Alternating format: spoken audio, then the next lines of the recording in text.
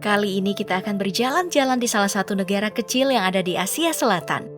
Bentang alamnya yang membuat merinding, terjepit di antara India dan Cina. Ini adalah negeri naga guntur di ketinggian. Tak sama dengan negara berbentuk monarki absolut lainnya, negara ini dikenal sebagai negara terbahagia di dunia. Apa saja rahasianya? Mari kita belajar ke Bhutan.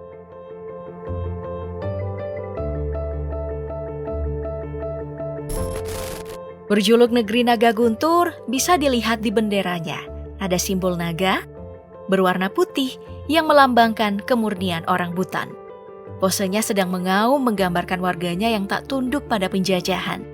Filosofi ini dijalankan oleh raja-rajanya, menghindari konflik dan mereka bisa diterima oleh semua negara.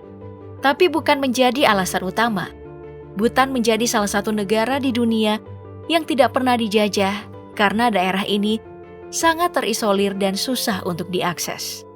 Berada di ketinggian rata-rata mencapai 3.279 meter di atas permukaan laut.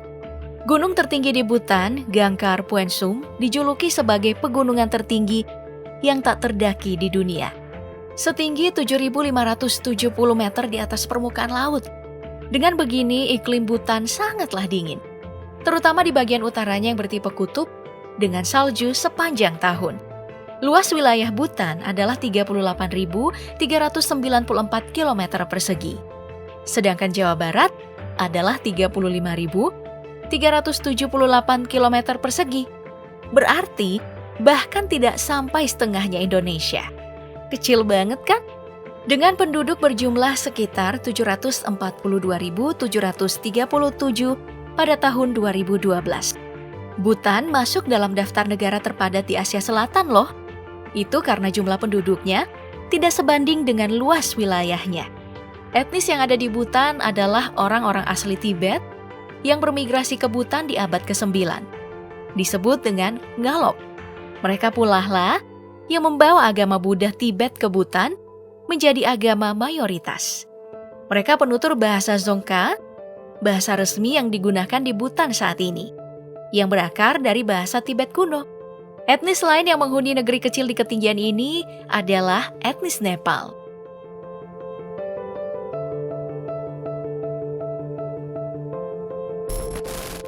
Orang Ngalop menganut sistem matrilineal, yakni aturan alur keturunan yang berasal dari pihak ibu. Tapi ini tidak ada hubungannya dengan tradisi poliandri dan poligami di keluarga-keluarga Bhutan. Perempuan-perempuan yang memiliki lebih dari satu suami diperbolehkan, tapi dengan syarat hanya satu suami yang dinyatakan sebagai suami sah. Tradisi sudah turun-temurun sejak dulu, dan tentu saja tidak menjadi aib seperti di Indonesia. Alasannya juga ekonomis, untuk menghindari pembagian aset dan harta kepada orang lain.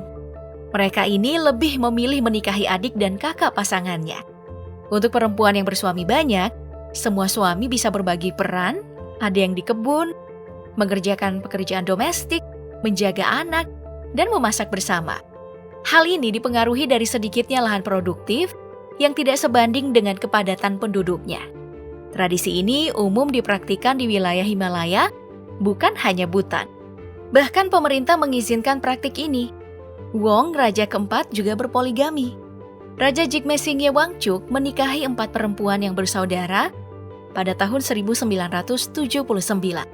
Menariknya, meski ada hak istimewa untuk raja berpoligami, anak Raja Jigme Singye, yakni Jigme Khesar, menolak hak istimewa itu. Karena seorang perempuan cantik yang telah ia sukai sejak berusia 17 tahun. Jetsu Pema kala itu masih berusia 7 tahun saat Jigme Khesar masih menjadi pangeran dan berjanji akan menikahinya. Beranjak dewasa, mereka pun saling jatuh cinta. Ayahnya turun tahta di tahun 2006. Jigme Khesar pun menggantikannya di usia 24 tahun. Menjadi raja termuda dan benar menikahi Jetsun Pema pada tahun 2011. Istrinya pun menjadi permaisuri termuda yang cantik.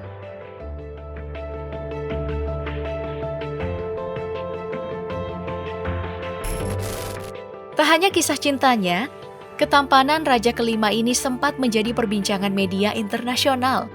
Saat mendatangi ulang tahun Raja Thailand, Media Thailand menjulukinya Pangeran Tampan. Begitupun saat mendatangi forum PBB, seluruh mata tertuju padanya, tampan dan muda. Mereka disebut sebagai pasangan yang serasi. Oke, biarkan dunia terpesona dengan fisik. Kita fokus pada pembaharuan yang dilakukan Raja Naga Tampan ini saat ulang tahun ke-40 di tahun 2020 silam.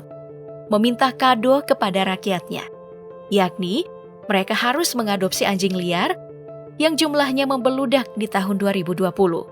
Meminta juga kepada rakyatnya untuk menanam dan merawat pohon, serta mengelola limbah dan sampah. Di ulang tahunnya yang ke-33, ia merayakannya di rumah sakit, bermain bersama anak-anak di sana, serta membagikan kue dan mainan untuk mereka. Pembaharuan yang paling penting sebenarnya dilakukan oleh ayahnya. Selain melakukan perubahan dengan aktif mendorong demokrasi menggantikan monarki absolut, meski rakyatnya tak setuju. Raja inilah yang sejak tahun 1970-an menganjurkan penggunaan kebahagiaan nasional bruto atau GNH untuk mengukur kesejahteraan warga, menggantikan produk domestik bruto atau GDP. Konsep kebahagiaan menurutnya lebih penting daripada ekonomi.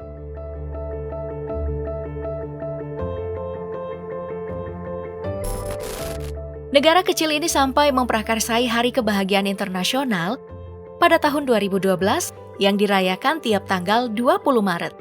Mengakui bahwa kebahagiaan adalah salah satu tolak ukur kemajuan suatu bangsa. Melansir Kumparan, pada tahun 2015, penelitian menyebutkan sekitar 91,2% masyarakat Bhutan merasakan kebahagiaan. Meski begitu, laporan dunia sedikit berbeda. Pada tahun 2019, Bhutan hanya berada di peringkat 95 dari 156 negara. Turun 16 peringkat dari tahun 2015. Itu karena perhitungannya berbeda. Secara global, yang dilihat salah satunya adalah PDB. PDB Bhutan di tahun 2019 adalah $3.316 Amerika Serikat. Bandingkan dengan Finlandia, yakni $48.000 Amerika Serikat. Tapi PDB hanya satu dari 43 indikator yang menghitung kebahagiaan di Bhutan. Indikator lainnya, salah satunya adalah ekosistem yang sehat. Di Bhutan, harimau sangat dijaga karena dianggap sebagai predator puncak yang bisa menjaga ekosistem Bhutan. Riset tahun 2020, kualitas udara Bhutan terhitung baik. Emisi karbonnya di bawah 0 dan berhasil menjaga tutupan hutannya hingga 70%.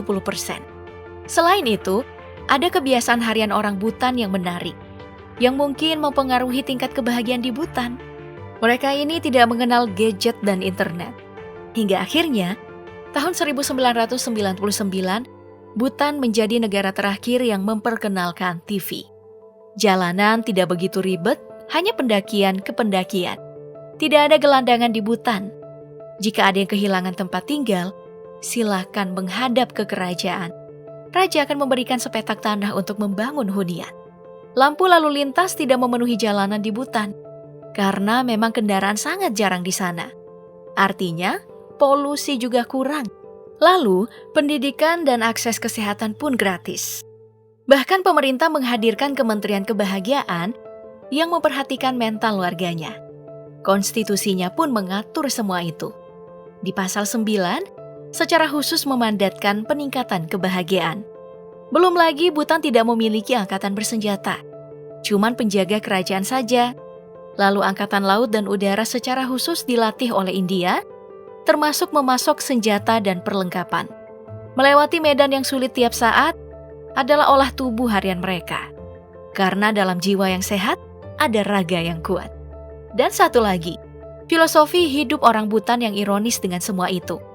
Alih-alih memikirkan kesenangan duniawi untuk mencapai kebahagiaan, ternyata orang Bhutan selalu memikirkan kematian. Setidaknya 5 kali dalam sehari. Daripada menghasilkan depresi, ternyata dengan memikirkan kematian, orang Bhutan bisa melihat hal-hal kecil yang menyenangkan tiap harinya di depan matanya.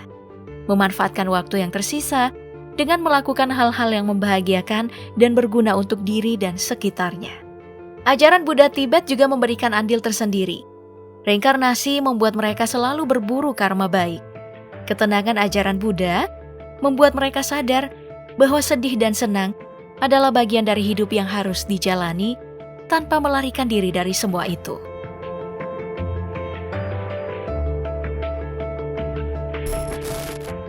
Secara fisik, orang Butan juga sangat bersahaja, selalu mengenakan pakaian tradisional mereka. Go untuk pria, mirip kimono tapi cuma selutut, dengan sabuk pinggang yang bernama kera.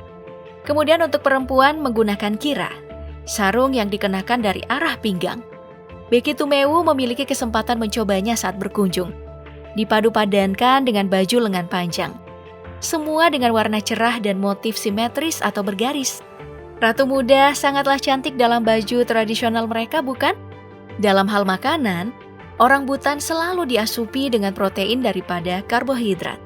Berbumbu, selalu ada sayur, keju tradisional, dan pasti pedas. Salah satu makanan khasnya adalah emadatsi, serupa olahan sayur. Tapi ini menggunakan cabai yang isinya sudah dikeluarkan. Lalu dimasak bersama keju yang terbuat dari dadih susuyak, hewan khas mereka. Susuyak juga termasuk favorit orang-orang Butan. Hewan khas ketinggian Himalaya ini memang selalu menemani dan dimanfaatkan oleh mereka. Wah, semakin kuat keinginan ke Butan kalau gini. Siapa yang mau temani aku? Silahkan komen ya. Dan sampai jumpa di perjalanan selanjutnya. Waktunya pulang ke negara yang polusi, polisi, dan korupsinya kencang.